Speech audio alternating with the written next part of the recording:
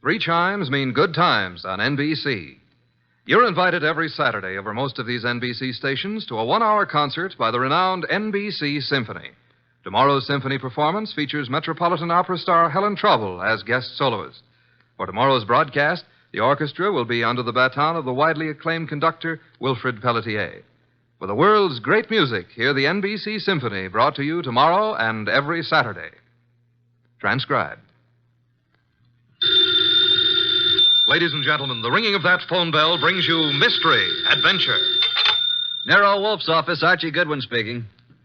Yes, who's calling? Mr. John Blake? Well, is this a matter of business? That's fine, Mr. Blake. I'll just call him. Archie, I'm not here. Tell him I'm up in the plant room with the orchids. I was going to call him to the phone, but he's up in the plant room with his orchids. What sort of a case is this, sir? Really? Really, is that so? Is it a man or a woman? Oh, I understand perfectly. It's a man. Well, at least that's something different. Yes, sir. Very urgent, I understand. And I assure you, Mr. Wolfe will be here waiting for you. The fee? Shall we say about, 1,000? I will not see any client until after dinner. Fritz is having mountain quail on toast. Yes, Mr. Blake. Come at once. What were you saying, boss? Confound you, Archie. Nothing but business. All the time. What's the problem? I don't know. And at $1,000, considering our bank balance, I'll help him poison his great-grandmother.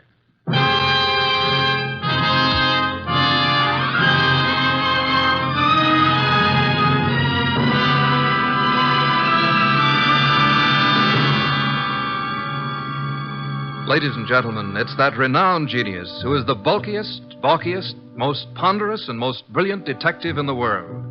Yes, none other than that chair-borne mass of unpredictable intellect, Nero Wolfe, created by Rex Stout and brought to you in a new series of adventures over this NBC network in the person of Mr. Sidney Greenstreet.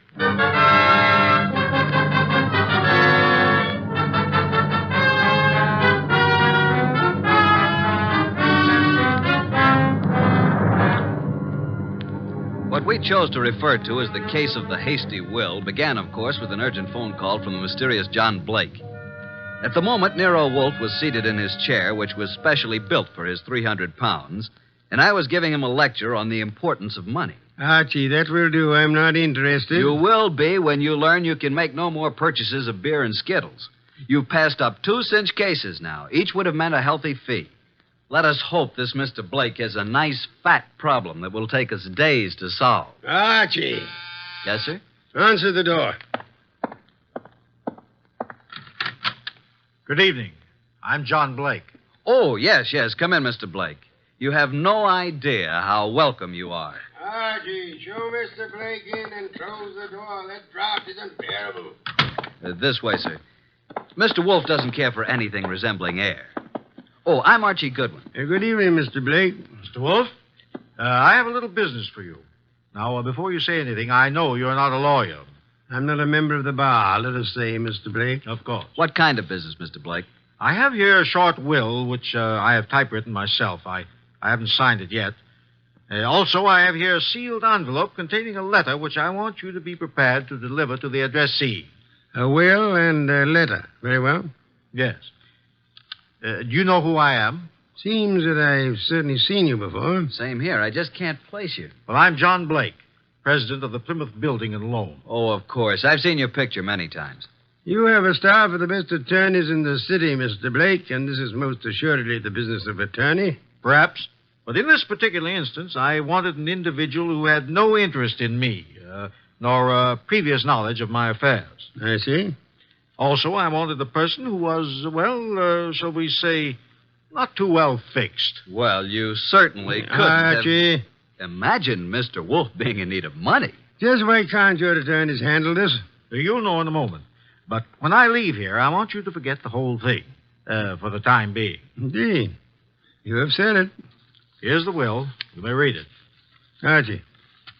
January 25, 1951. To my daughter, Anita Blake, I do hereby bequeath all my property, personal and real, including the portrait painting of her mother, my dear deceased wife, Marcia Blake, This will supersedes any and all instruments previously drawn. So, simple enough, isn't it? That's all. Now, the pen, please, and I'll sign it. Now then, you sign as witness, Mr. Goodwin. You retain the will, Mr. Wolfe, and the envelope here, which is addressed to Hilary Blake, my brother, who is now living in this city. Your brother? He's just recently returned from 25 years in Australia. Though Hilary has written me several times, I have not favored him. We've been estranged these many years over, a certain unpleasant situation which this enclosed letter will clear up. Are you in fear of your life, Mr. Blake? Murder? No, Mr. Wolfe. There was a time, yes, but, not now. You will know what to do with the will and the letter, though, when the time arrives. Now, as to your fee, you said, 1,000? Well, we usually receive... 1,000 will do. Well, here's a check, all made out. If you're thinking of suicide, Mr. Blake, we must warn you. If you don't care to go through with this, please say so. I'm not planning on suicide, I assure you. We have taken the job, Mr. Blake. And good evening, gentlemen, and thank you for your kind indulgence. Well, that's the simplest little 1,000 we ever made. I believe, Mr. Goodwin, you're going to be quite surprised. I want you to get acquainted with John Blake's secretary. You will more than earn this 1,000, young man.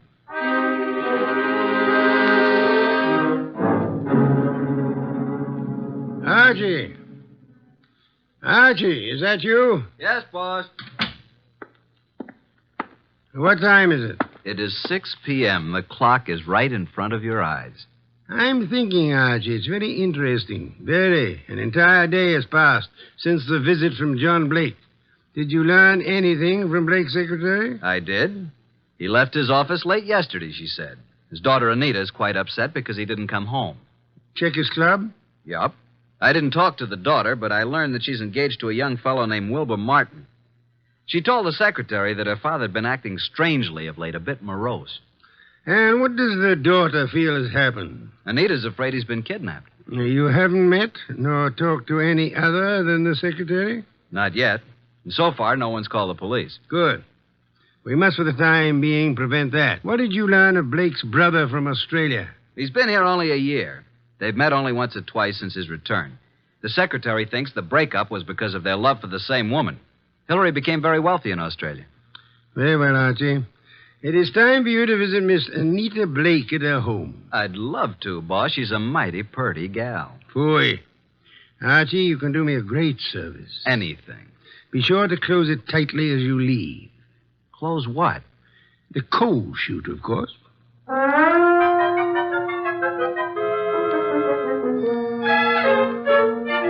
I'm awfully glad you could come, Uncle Hilary. Wilbur seemed to think you might know something about Father's disappearance. No, I don't know, Wilbur. I'm just as nonplussed as you are. When did you see your brother last? Oh, it's been 4 or 5 months. Why? Oh, I just wanted to know. What do you two think has become of him? Surely you know his recent actions better than I. Well, at first I thought he'd been kidnapped. Now I'm afraid it's suicide. Oh, I say, really now. Have you been putting such ideas into our head, young man? On the other hand, could have been murder. Oh, indeed. Well, I suggest that the police be called. Hospitals, the morgue, every place. Have you thought of doing that, young man? I was going to. Oh, really? Then what are you stalling about? I'll just step into the library and do it myself. Oh, it can't be, Wilbur. It just can't be. Miss Blake, there's a Mr. Goodwin to see your father. Oh, I'll see him. Thank you, Miss Blake. I'm Archie Goodwin. This is my fiancé, Mr. Wilbur Martin. Mr. Martin? How do you do? What is it you want, Mr. Goodwin? Is your father here, Miss Blake? Why, no. No, he isn't. What is your business, Mr. Goodwin? Why do you want to see Mr. Blake? As a matter of fact, I don't really want to see Mr. Blake because I don't think he's here. I came to see Miss Blake. Just who are you? I'm a detective. Police? Private investigator with Nero Wolfe. John Blake has disappeared. I know you're trying to keep it out of the press because you think he's been kidnapped. We have called the police. Oh, what do you think has happened to my father? I think he's dead. Oh, dear. Why do you think that? Yes. Just what do you know, Mr. Goodwin? Oh, Anita, I want to ask you a few questions. I think it's advisable Blake. to... Yes? I thought you were done for. That is... I don't think I... This chap is a detective. I'm sorry about this, Mr. Blake, but curiosity got the better of me. I hope I haven't wrecked things. What are you talking about? You remember the agreement. What agreement? Mr. Goodwin, do you know who you're talking to? Why, yes, John Blake. Oh, no, Mr. Goodwin. This is my Uncle Hillary, my father's brother. Hillary. Hillary Blake? Yes, my father's twin brother. John and Hillary were twins. Of course. That's news to me. I didn't know that. What did you know about him? Well, now that I look at him, now that I can recall his speech, there is a difference. And now, why do you think John Blake is dead? I've just come from police headquarters. You mean he's been murdered? No. From all indications, he's committed suicide. Suicide? Are you sure? Poor father. Oh, I was afraid of this. This morning, a hat and an overcoat were found on the East River docks near Pier 9. In the coat was a typewritten copy of a will made yesterday. The hat bears the initials J.B. There was a will? Yes. Could you identify the hat and coat, Miss Blake? Well, yes, of course. Very well. Come in, Sergeant. This is Sergeant Hanlon. Miss Blake, do you recognize this coat and hat? Yes. Oh, yes, I do. They were father's. Oh, Wilbur. Suicide? I can't understand it. But the hat and coat are not conclusive evidence. What about the will found in the pocket? Show them the will, Sergeant. Read it, miss. You read it, Wilbur? To my daughter, Anita Blake, I do hereby bequeath all my property, personal and real, including the portrait painting of her mother, my dear deceased wife, Marcia Blake. This will supersedes any and all instruments previously drawn. But no signature. I have the original. Here you are. Where did you get this? Notice the signature of the witness? Archie Goodwin. You witnessed his signature? In Nero Wolfe's office. But Mr. Blake had his own attorneys. Nevertheless, he came to Mr. Wolfe to take care of the will. If we hadn't recognized him from his photos in the papers, I wouldn't have witnessed the signature. Anita, is this your father's handwriting? Yes. Yes, it's his, all right. But there still isn't proof that he's dead, nor that he committed suicide. No corpus delicti. And the body may not be found for days. But this evidence we have here certainly indicates that a body will be found eventually. Maybe not, Mr. Goodwin. It's possible they could have... What were you going to say? Nothing. Miss Blake, in a way, I blame myself for your father's death. How do you mean? I had a sort of premonition. It's obvious now why he came to Nero Wolfe. Is it? He wanted someone who didn't know him personally. His own attorneys would have been able to see through his plan and prevent his carrying it out. But he made a will. Why did he draw this new one? Yes, that's what I don't understand. Well, I still am not convinced that he committed suicide. Mr. Blake, here is a letter he asked to be delivered to you. Oh, well, now. Perhaps it will shed some light on the problem. What does it say, Uncle? Jove. It says, Hillary, 25 years now, jealousy and bitterness have kept us apart. I know why you stayed in Australia all these years. I know you loved Marcia. She was rightfully yours. But I loved her, too, and I couldn't go on without her. I know you've despised us both, and I've pretended to despise you. I had to pretend, because I lied to Marcia. I told her you were engaged to marry a woman in Sydney. Marcia was innocent. I was to blame. When Marcia died last year, and you wrote that you were coming back, I knew then that your resentment had faded, but I didn't answer you, and I've kept away from you because I couldn't face you. I've told you all this because things have happened which you will learn soon enough that have decided me to close my book and write fini. I have made a new will, leaving everything I possess to Anita. Anita is young, Hillary, and I beg you to watch after her as though she were your own, which, but for my selfishness, she might well have been. Forgive me, Hillary. Well, this certainly indicates suicide. But what does he mean by things have happened? That, Miss Blake, is the motive, for which we'll just have to wait. Yes, for that and the body.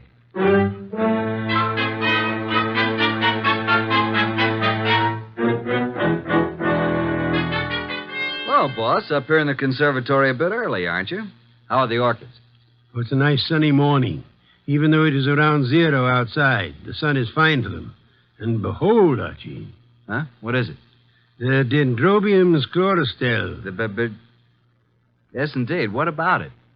Showing 2 buds. Most encouraging. Indeed so. Boss, I can't take the steam heat here. Tell me, this painting of Marcia Blake, is it large? It hangs over the Blake mantle, about 3 by 4 feet. I find it most intriguing that John Blake should mention the painting in so short a will. And Hillary, does he seem to offer any suggestion on this problem? He has very little to say. Wilbur has definite ideas, and he's in there pitching all the time. He has a rather unpleasant way about him, though. You have talked with Inspector Kramer? I have. And asked Miss Anita and Hillary to meet you at the morgue to look at the body? Right. And I left Wilbur out of this gathering. This body is practically unidentifiable, huh? In Kramer's opinion, it is. After you're finished down there, I'd like to have a chat with this Wilbur Martin. Okay, but you'll get nothing out of him. I've tried. Archie, you're becoming so conceited. Soon I fear I'll have to fire you. If it were summer, I would forthwith resign. Run along and close our coal chute behind you.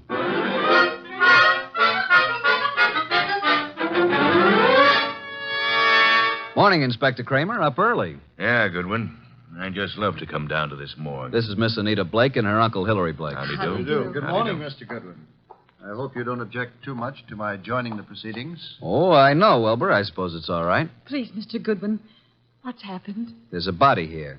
Rather badly bruised and cut and in a bad condition, but I think you should look at it. Oh, I'm sorry, Miss Blake, but I'm afraid it's necessary. very well. I'll be all right. I'd like to come along. Oh, yes, Wilbur, you must. Well, come on. This way.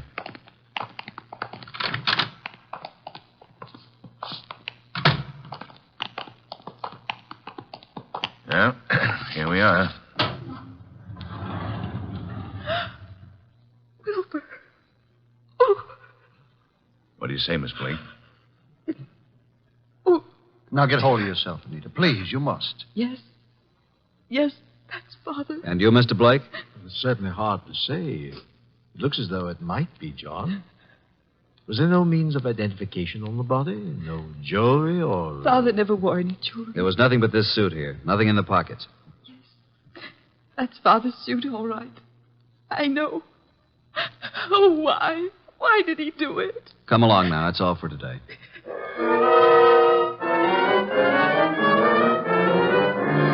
Mr. Wolfe, this is Mr. Wilbur Martin. Ah, yes. How do you do, Mr. Martin? Sit down. Thank you, sir. No. Take the red leather chair. That's right. So glad you could come. Archie, beer first. Tell me, Mr. Martin, you saw the body? I did. Whether it was John Blake or not, I'm not sure. But Anita feels positive enough. You are skeptical about the suicide theory, huh? Well, yes, I am. Are you trying to cast suspicion on someone else? No. He thinks he was murdered. I do? But not by you, of course. Certainly not. But who would know that John came here, signed the will, and gave us the letter to his brother? He must have contemplated suicide, don't you think? Are you positive it was John Blake who signed the will?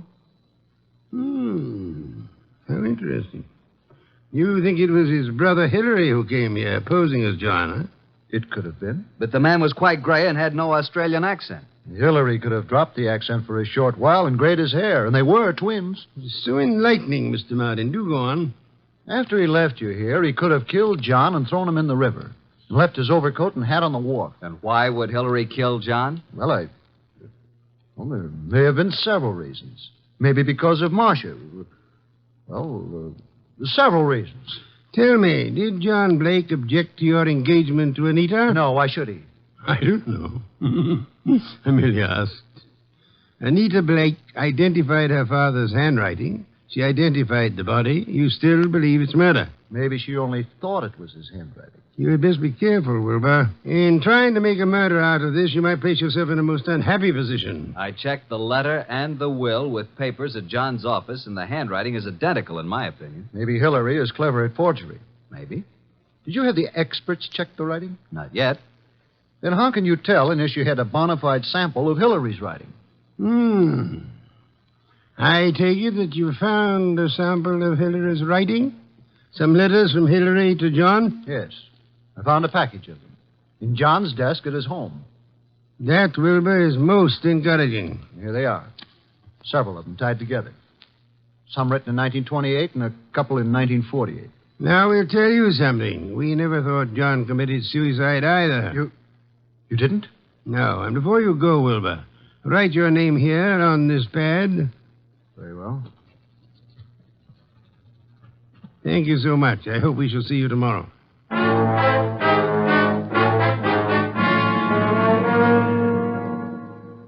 Well, I'm surprised, Inspector Kramer, to see you out in such inclement weather. I like the cold spells. Sit in the red leather chair. Yeah, thanks. Good. Have your experts finished checking the will and the letter? Yep, but not all through with a package of Hillary's old letters that Wilbur found. What's the verdict? If this is forgery, it's the cleverest bit of forgery we've ever come across. My men say the will and the letter you received appear identical with the specimens from John's office. Indeed. The will and the letter then do seem to have been written by John Blake. Yes. But on the other hand, and this is unusual, by comparing this letter from John with a letter Hillary wrote from Australia in 1948, we found characteristics in both men's letters which were definitely similar. Then, Inspector, you feel that Hillary might have written the letter and signed the will. That it was Hillary who came to my office? It's a tough thing to prove, but I think that's being on the right track. Inspector, what about the rest of the package of letters I got from Wilbur Martin? They're still working on those down at headquarters. What about young Wilbur? So far, can't see much in him to worry about, but it's a bit early. Archie, phone out to the Blake mansion and tell Wilbur Martin that we've uncovered the whole thing. And if Wilbur's in on it, he'll be gone before you get there. We can pick him up later. Okay. I'll let you know about the rest of Hillary's letters. Good. We won't phone out there until you're finished. And I'll call you as soon as possible. Archie, I want you to look into the affairs of the Plymouth Building and Loan Company. See what you can learn about the actual stability of the company. Okay. Boss, please put on your muffler and overcoat and open a window. A candle couldn't burn in this place. Yeah. I'm on my way.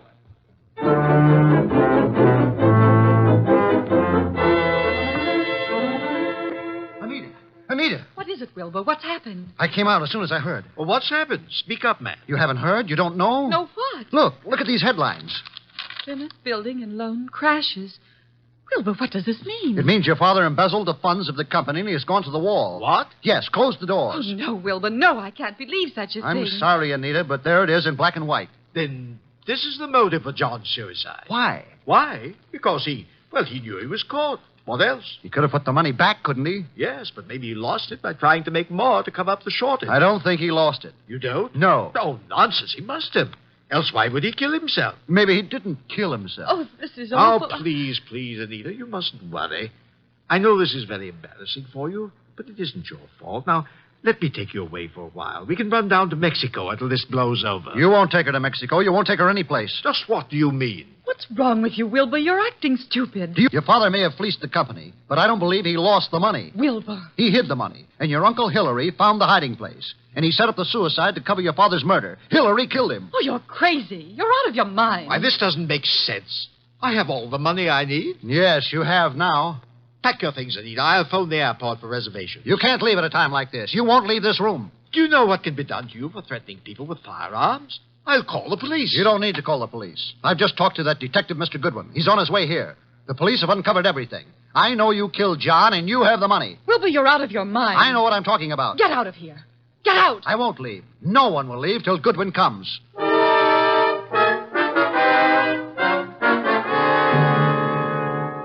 Archie, come in, Miss Blake. Mr. Blake, Mr. Martin, glad you were all able to accept my invitation.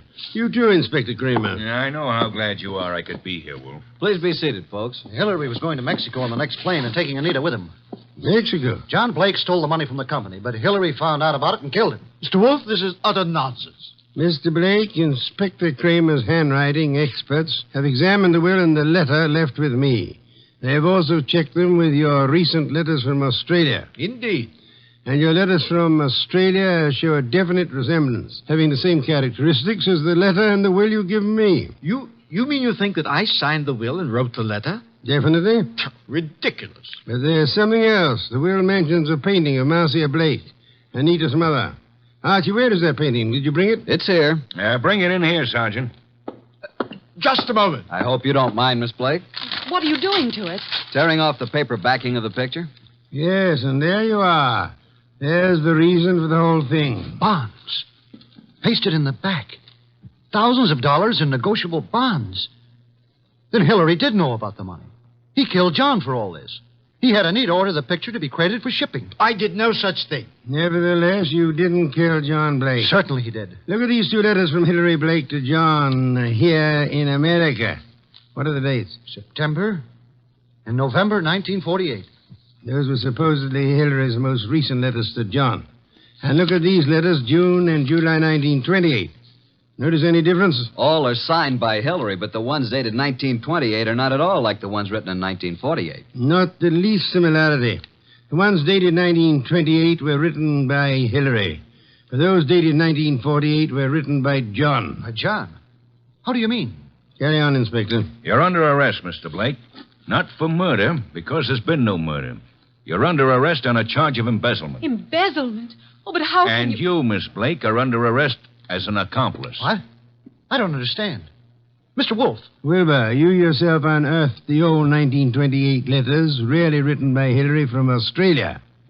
The recent letters are not in the same handwriting. They were poorly forged by John in 1948. Furthermore, we checked with Australia and learned that Hillary Blake died in Sydney 10 years ago. And this man here is really John Blake, posing as Hillary to escape the penalty for looting the company. Anita. It just doesn't seem possible.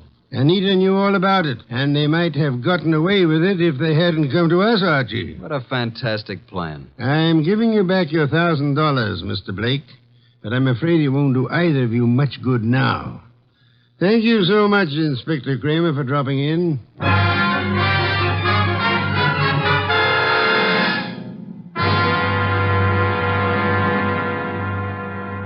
Well, boss, that was a clever bit of deduction.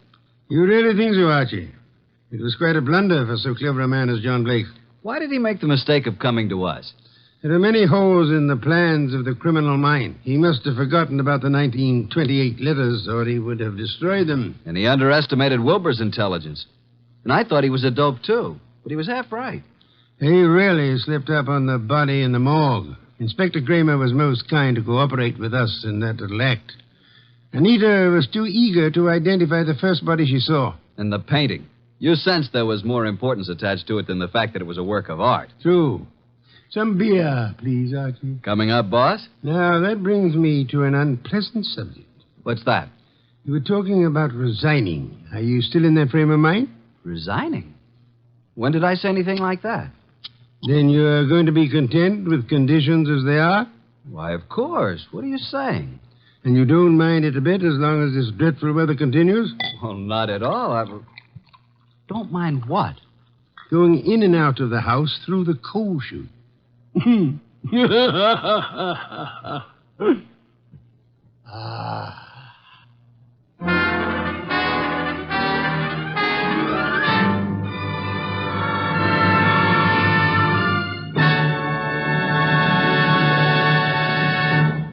You have been listening to The New Adventures of Nero Wolfe, starring Sidney Greenstreet.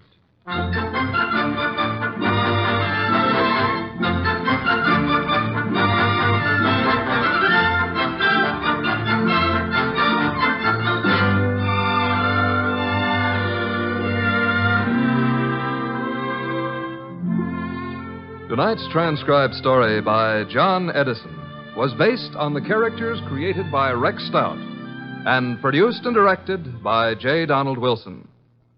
In tonight's cast were Harry Bartell as Archie Goodwin, and Victor Rodman, Louise Arthur, Hal Gerard, and Bill Johnstone. Next week at this same time, Nero Wolfe and Archie will bring you The Case of the Disappearing Diamonds. Don Stanley speaking. 3 chimes mean good times on NBC.